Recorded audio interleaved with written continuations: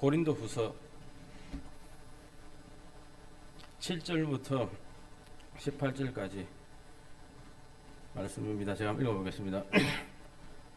돌에 써서 새긴 죽게 하는 율법 조문의 직분도 영광이 있어 이스라엘 자손들은 모세의 없어질 영광 때문에도 그 얼굴을 주목하지 못하였거든. 하물며 영의 직분은 더욱 영광이 있지 아니하겠느냐. 정죄의 직분도 영광이 있은즉 의의 직분은 영광이 더욱 넘치리라.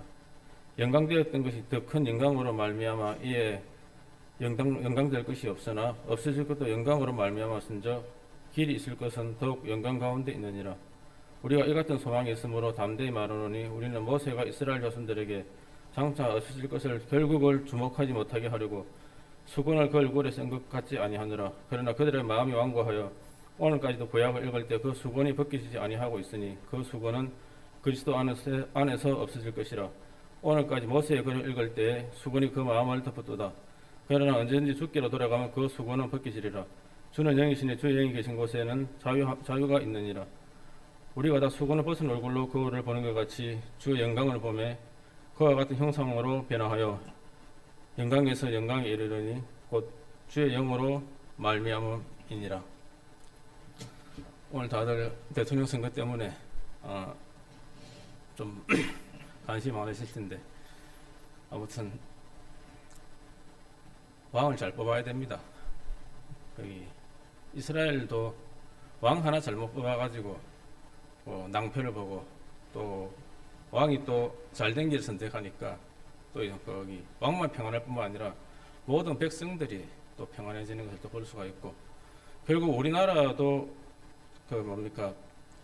일본이 원폭 맞고 나서 딱 해방될 때 북쪽의 왕하고 남쪽의 왕하고 달랐잖아요. 그러니까 그 왕이 누구냐에 따라 가지고 지금 해방되고 나서 얼마나 지났습니까? 시간이 많이 지났잖아요. 그런데 아주 너무나도 큰 차이가 있지 않습니까? 지금 그러니까 왕의 차이가 이렇게 좀 크다는 그런 마음이 들어지고, 그래서 하긴 우리는 왕이 누굽니까? 우리의 왕은 바로 주님 아니십니까? 그리고 우리 왕은 너무나도 확고하고 또 너무나도 온전하시고 너무나도 선하신 분이기 때문에 정말 우리 믿는 자들에게서는 어디에 있든지 간에 참 평안함이 있는 것 같습니다. 저도 왕에 대해서 그리고 다스리는 지도자에 대해서 한번 쭉 좀 오늘 이번 대통령 선거가 있어가지고 한번 쭉 살펴봤는데 그 나폴레옹이라는 사람이 어떤 말을 했냐면 이 사람이 굉장한 사람이더라고요. 저도 몰랐는데 예를 들어서 일제시대 때 우리나라 일본 식민지였잖아요. 우리나라 사람이 자기가 성공해가지고 지금 일본 아베 누굽니까? 총독입니까? 뭐라 합니까? 그게 수상입니까? 뭐라 하죠? 총리라 하죠. 우리나라 사람이 일본 식민지 시대에 우리나라 사람이 일본 총리가 되는 그런 사람이었더라고요. 예를 들자면 거기 나폴레옹 사람이 프랑스 식민지에 있었던 그런 사람인데 그 상태에서 이제 그렇게 나폴레옹이 황제가 되어가지고 프랑스 황제가 되어가지고 또 수많은 그런 나라를 정복하고 여담이지만은 제 생각인데 우리 작고하신 박정희 대통령께서 계속 우리가 식민지 시대에 있었다면 그분이 아마 일본 총리까지 해먹지 않았을까 싶은 그런 좀 마음도 들고 그랬던 생각이 있었습니다. 이분이 이제 나폴레옹 사람이 뭐라고 했냐면 자기가 이제 유배 시절 때 마지막 죽을 때쯤에 그 성경을 대하고 자기 인생에 대해서 생각하면서 주님을 좀 알았던 모양이더라고요. 예수님을. 그러면서 야, 징기스칸이나 나는 무력으로 세상을 다 정복을 했는데 이 예수라는 분은 사랑으로서 온 세상을 정복하고 있다. 이분이 진정한 왕이다 하면서 그런 간증을 하고 그러면서 이제 그렇게 이제 좀 주님을 섬겼는지 안 섬겼는지 모르겠지만은 아무튼 그러한 마음으로 자기 인생에 대해서 마지막 정리할 때 참 주님 앞에 서려는 그런 마음으로 또 가지면서 또 죽었다는 그런 이야기가 또 있더라고요. 그리고 제가 거기 플라톤이라는 사람이 어떤 이야기를 했냐면 왕에 대해서도 어떤 이야기 했냐면 자기가 연구를 해보니까 가장 이상적인 왕이 누구냐 하면 그냥 사사가 철학을 하면 신부는 군인인데 철학을 했으면 좋겠다. 그러니까 사상적으로는 철학을 하는 사람이고 신부는 군인인 왕이 통치했을 때 가장 이상적인 왕이고 그 나라가 가장 잘 돌아갈 것이다. 그런 이야기를 했대. 근데 거기 딱 비춰보면 가장 뭐 적합한 사람이 누굽니까? 우리 주님밖에 또 더 있습니까? 그리고 제가 또 예전에 제 어렸을 때 예전에 방학기시라 해가지고 바람의 파이트라는 그 만화가 있었는데 그게 굉장히 히트치고 많이 봤거든요. 거기 이제 주인공 인물이 이제 채배달이라는 실제로 우리나라 사람인데 일본 가가지고 무술계를 평정하신 분인데 그분이 이제 마지막에 이제 그 지도자나 인도자에 대해서 어떻게 이야기했냐면 진짜 나라가 잘 돌아가려면 지도자가 딱 두 가지 품성이 필요한데 일단은 강력한 힘이 있어야 되고 또 한편으로는 정의가 있어야 된다. 그 안에 선함이 묻어 있어야 된다는 거죠. 만약에 힘만 있고 정의가 없다 하면 그건 조폭밖에 안 되고 만약에 정의만 있고 힘이 없는 사람이라면 정말 그거는 이제 뭡니까 나라가 뭐 범죄가 많아지고 아무것도 안 된다. 진정한 지도자가 되려면 힘과 그러니까 정의, 선과 같이 병행해야지만이 모든 것이 온전하다고. 그 사람 이야기도 들어보면 결국에는 우리 주님에 대해서 하나님에 대해서 다 이야기를 하시더라고요. 그리고 하나님의 특징이 이제 뭡니까 지극히 높으시면서 이제 능력까지 다 갖추고 있으면서 또 성품적으로는 아주 선하신 분이잖아요. 저도 처음에는 주님에 대해서 이제 그 능력을 믿고 능력에 조금 감동해가지고 믿었는데, 근데 주님을 대하면 대할수록 어떻습니까? 그분의 성품과 그분의 겸손함이 어떻게 이루 비길 때가 없지 않습니까? 저는 여러 가지 성경에 있는 하나님에 대해서 이스라엘 민족에서는 그분을 갖다가 엘로힘이라 해가지고 힘이 있는 분이고 맹세하시는 분으로 해가지고 뭐든지 어떤 말씀만 하면 이루시는 그런 분으로 좀 그렇게 번역을 또 해놨고, 헬라 그리스 쪽 그쪽에는 하나님에 대해서 어떻게 번역을 해놨냐면 아주 신비로우신 분이라는 그런 뜻으로 또 그런 용어를 썼더라고요. 근데 저는 영어에 있는 번역을 참 좋아합니다. 영어에서 말하면 더 가치라 해가지고 그거는 이제 굿에서 왔거든요. 그러니까 이 지구상에서 가장 선하신 분에 대해서 이 우주상에서 가장 선하신 분이라는 뜻이죠. 그분에 대해서 그분이 바로 신이라는 거죠. 그분이 또 예수님의 또 성품하고도 또한 일치가 해서 저는 그렇게 좀 영어식 표현으로 된 게 가장 좋은 또한 표현이지 않을까 싶은 그런 마음이 들고, 그래서 가장 선하시고 가장 악이 없으신 분께서 가장 무한한 능력을 또한 가지신 분이 지금 우리 창조주시고 또한 하나님이시고 또 우리 주님이신 것이 또 분명합니다. 우리가 대통령이 누가 됐든지 간에 저도 개인적으로 바라는 대통령이 딱 있어요. 근데 아무튼 이 사람은 꼭 안 됐으면 그런 또 사람도 있어요. 그래야 한데 근데 제가 미워하는 사람이 된다 할지라도 그러면 또 제 마음 편해서 또 주님 더 성령에서 살면 되고, 또 제가 또 바라는 분 대통령이 되면 또 주님께 감사하는 또 마음을 살면 되고, 이랬든 저랬든 간에 참 우리 믿는 자 안에서는 다 좋은 것 같습니다. 제가 오늘 고린도 후서 3장에 대해서 읽었는데 요즘 하도 마스크를 좀 많이 쓰고 다녀가지고 이 모세의 수건에 대해서 조금 이야기를 하고 싶더라고요. 이 수건, 우리 또 마스크 쓰는 거하고 좀 연관이 있는데 참 이 말씀 자체가 어찌 보면 정말 좀 이스라엘 민족 편에서 보면, 아무튼 믿는 자 편에서 서면 이 말씀 자체가 굉장히 참 재밌는 말씀이고, 그런데 여기 믿지 아니하는 유대인들 측면에서 보면 굉장히 안타깝고 또한 슬픈 참 말씀인데, 제가 좀 이 말씀을 전하기 제가 좀 예를 좀 들어보겠습니다. 회사에서 좀 있었던 이야기고 또 우리 아들 이삭이하고도 있었던 이야기인데, 한번 이삭이가 작년에 이제 대학을 갔다가 이제 입학을 하고 나서 저는 그래가지고 제가 한번 물어봤어요. 농담을 해가지고, 야 이삭아, 나는 공대여가지고 내 주에 여학생이 아무도 없었거든. 우리 과에도 여학생이 60명 중에 여학생이 한 명도 없었다. 그래서 니는 그래도 뭐 좀 음식적으로 가고 그래서 인문계니까 그 여학생들 좀 많이 있겠네. 니 그래 좀 니 주위에 뭐 좀 얼굴 이쁜 여학생들 좀 있다나 하고 물어보니까 이삭이가 아빠 요즘에 다 마스크를 둘러써가지고 누가 이쁜지 모른다 그러더라고. 그래가지고 내가 참 같이 웃고 말았는데, 그리고 나서 이제 좀 얼마 지나지 않아서 제가 좀 거기 출장을 가게 되는데 어떤 분하고 이제 제 위에 이제 조금 한두 살 좀 한 두세 살 많으신 분하고 좀 출장을 가게 되는데 그분 좀 제하고 좀 친해요. 근데 그분이 그분한테 전도도 하고 좀 그래 좀 하면서 가다가 보니 갑자기 뜬금없이 뭐라고 말씀하셨냐면, 하부장, 내가 요즘에 자꾸 내가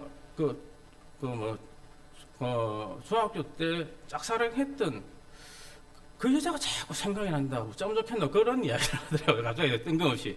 그래가지고 제가 아이고 형님 그러면 뭐 그냥 뭐 형님 뭐 그렇게 뭐 생각하면 됩니까? 그렇게 딱 잘라 말할 수도 있는데 그래도 뭐 좀 그런 분위기가 아니라서 형님 그래도 그럼 형님 뭐 동창회도 있고 뭐 밴드도 있고 그러니까 뭐 그 요번에 뭐 고향 내려갈 때 한번 만나 보십시오. 뭐 그래가지고 딱 보고 그 형님이 가졌던 그 상상이 깨어지는 것도 참 괜찮을 것 같습니다. 네, 그런 이야기를 했거든요.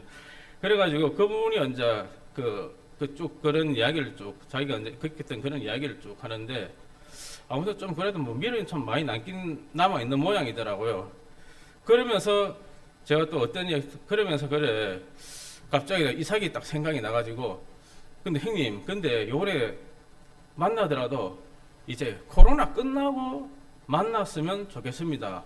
만약에 그 만나러 갔는데 그분이 자기의 늙은 모습과 그런 좀 주름지고 자글자글한 그런 모습을 갖다가 가리기 위해서 또 뭐 일부러 큰 마스크를 쓰고 또 형님을 만나러 온다 치시면, 그 형님이 그 상상력이 저는 깨지라고 그 만났으면 싶은데 그 상상력은 더 깨지지 아니하고 더 오히려 이제 더 마음속에서 끙끙 앓고 그런 모습으로 보기 좀 그래 하니까, 만나더라도 마스크를 벗은 상태에서 수건을 갖다가 벗어진 상태에서 그래 만나시면 참 동창회를 만나다 가더라도 갔으면 좋겠습니다 하면서 그렇게 제가 참 농담 삼아 이야기도 하고 그랬는데, 근데 그 이야기하고 지금 이스라엘 백성들하고 이 모세하고의 관계가 지금 딱 그렇거든요.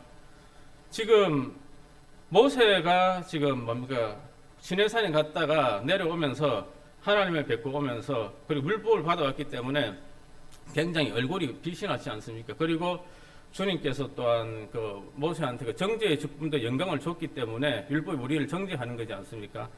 그 직분에도 영광을 줬기 때문에 모세한테 그런 얼굴에 빛이 이제 나도록 그렇게 이제 만들어 주셨더라고요. 그런데 문제는 지금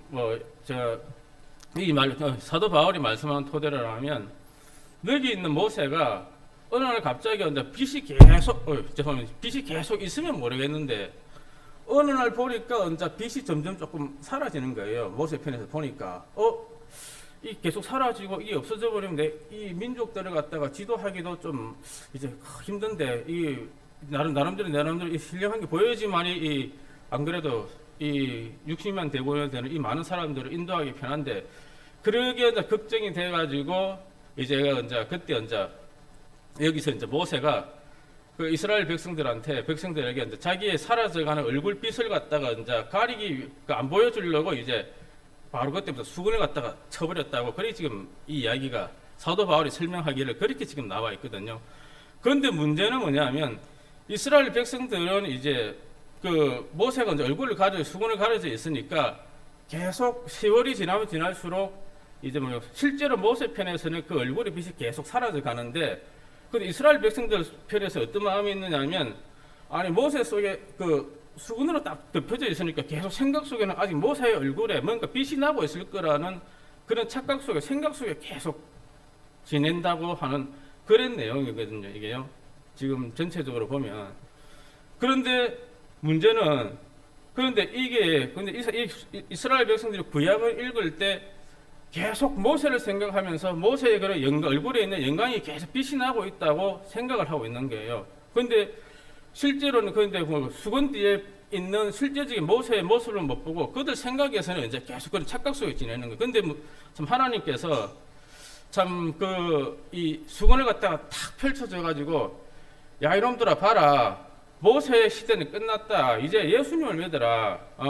예수님이 와서 이제 모든 것을 회복했고 그냥 율법은 그냥 정죄의 일만 했을 뿐이지 너희들을 의롭게 해주지 못한다. 그를 갖다가 바로 하나님께서 그냥 바로 이제 보여주시면 참 될 건데 참 그러지 아니하고 참 이들 백성의 이제 수건이 언제 벗겨지느냐 하면 15절에 보면 어떤 말씀이냐 오늘까지 모세의 글을 읽을 때 수건이 그 마음을 덮었도다.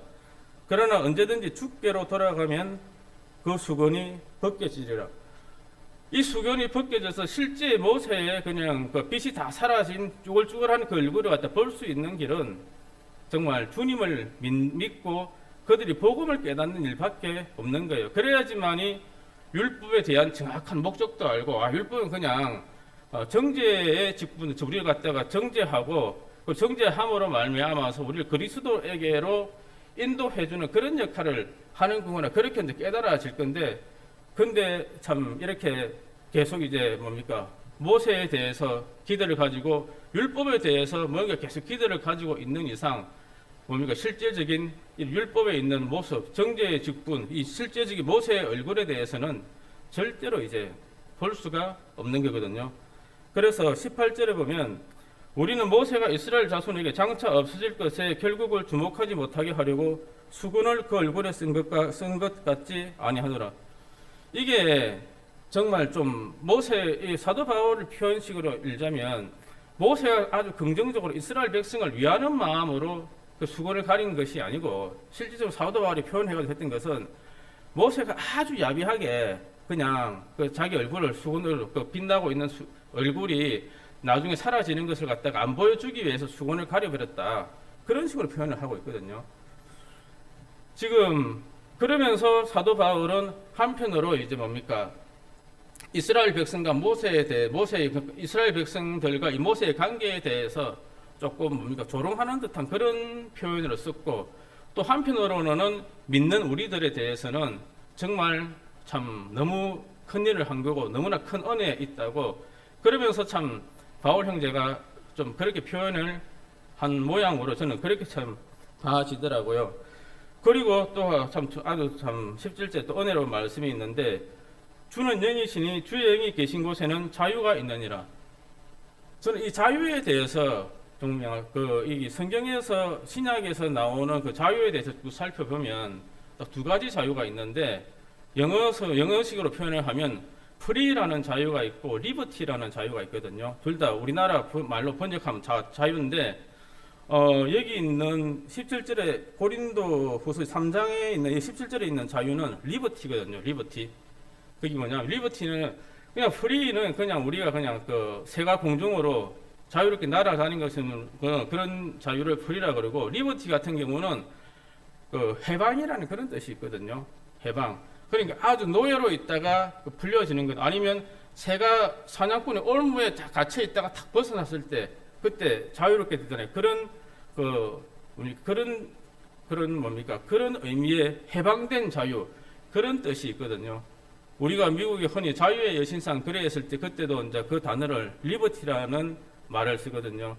프랑스가 미국이 영국으로부터 독립했을 때 독립하고 나서 100주년 된 기념으로 그 자유의 여신상을 줬는데 그 자유라는 뜻이 리버티라는 의미인데 해방이라는 뜻이거든요. 말 그대로 미국이 영국으로부터 해방받은 그것을 기념해서 그 선물을 준 걸로 저는 그렇게 알고 있는데 아무튼 정말 우리가 이렇게 율법에 벗어나고 그 율법에 대해서 정확한 의미를 알고 그리고 주님을 믿음으로 의롭게 되고 그리고 우리가 또한 자유롭게 되고 죄에서도 자유롭게 되고 이 모든 것들이 우리가 참 예수님을 믿음으로 인해서 거기에서 모든 것들이 기초하면서 우리가 복음이 깨달아지고 그 모든 것들이 참 우리가 이러한 참 은혜 가운데 참 우리가 있을 수가 있고 이스라엘 백성들도 진짜 모세에서 벗어나는 길도 그리고 율법에서 정확한 의미를 알고 그리고 모세가 가지고 있는 율법이 그 정죄의 직분이 좀 영광스럽지만은 그건 일시적인 영광이고 이미 그 영광은 사라진 것에 대해서 정확한 실체를 보려면 결국에는 주님께로 돌아와서 주님을 믿는 것밖에 없거든요. 그래야지만이 여기 있는 그 주님이 주신 성령으로 말미암아서 그들이 거기 해방, 율법으로부터 해방, 그리고 죄에서부터 해방, 그러한 것을 갖다가 참 누릴 수가 있는데, 참 문제는 애석하게도 여기 있는 유대인들은 그 시대에 아직도 성전도 그대로 있고 제사를 지내주는 대제사장들도 그대로 있기 때문에 그대로 그들 속에서 절대로 참 벗어날 힘도 없고 그런 지혜도 없고 그런 가운데 매여 있는 유대인들이 정말 참 대부분이었던 것 같습니다. 이 당시에 좀 제가 좀 회상을 해봤을 때 저는 이 사도 바울에 대해서 쭉 살펴보면 좀 재밌는 사람이더라고요. 어떻게 보면 정말 신령한 분이지만은 좀 표현을, 그 성경적인 표현이나 그런 것을 갖다가 이제 사도행전에서 쭉 보면 참 그 유머도 있고 정말 좀 유도리도 있고 사람이 좀 그렇더라고요.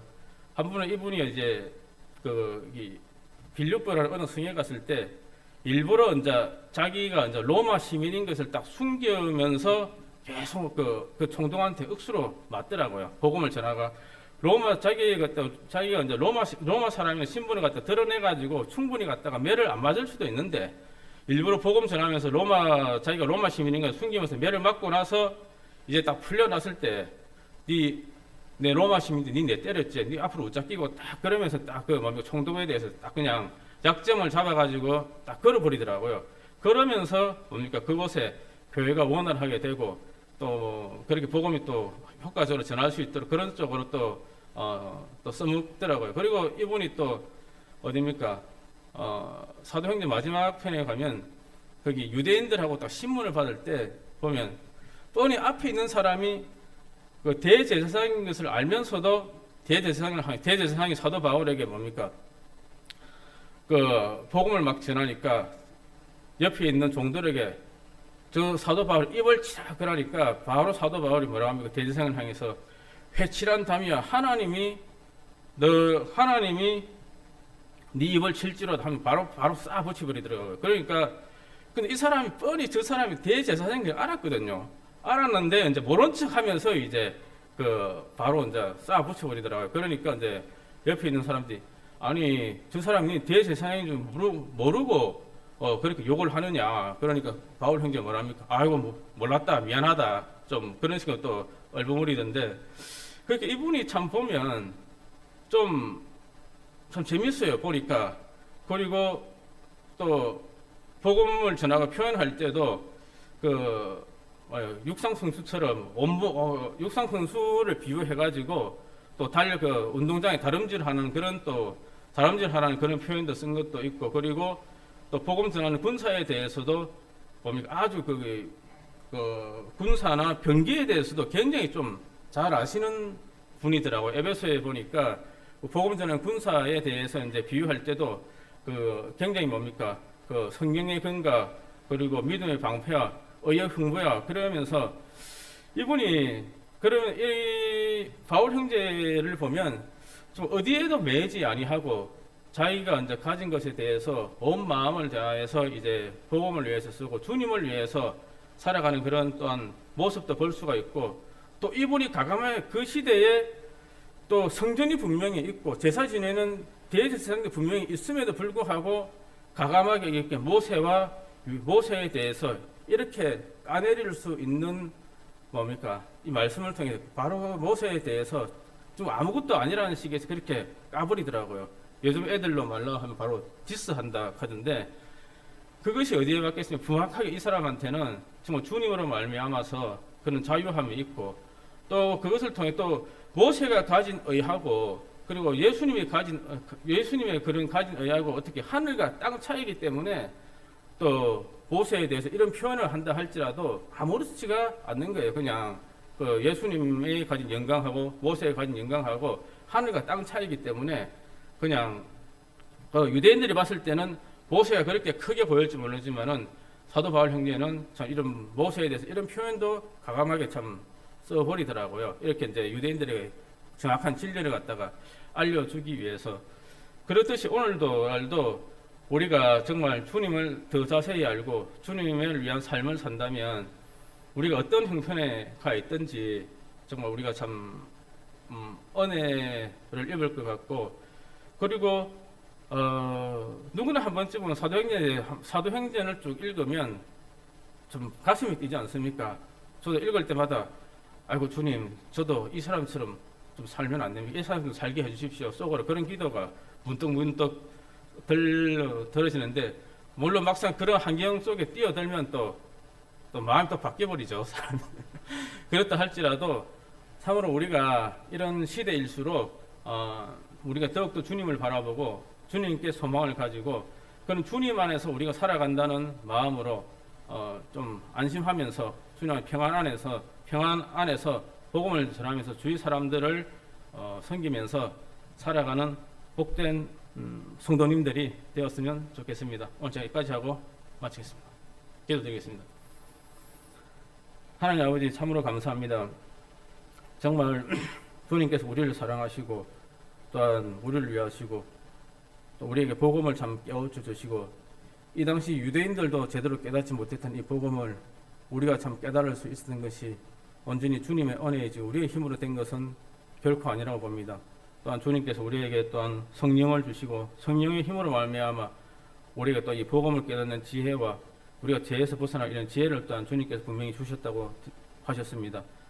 이런 귀한 복음과 주님을 우리 주위 사람들에게 또한 널리 알리고, 또 그런 가운데 우리가 복된 삶을 또한 영위하고 주님이 기뻐하시는 삶을 살아갈 수 있도록 주님 오실 날까지 우리와 함께 하여 주시게 되기를 바라고, 우리가 이곳 교회 안에서 사랑하는 형제 자매님들과 끝까지 주님 오실 날까지 함께 하기를 바라는 마음이 있습니다. 참으로 감사합니다. 이 모든 우리를 구원하신 주 예수 그리스도 이름으로 기도합니다.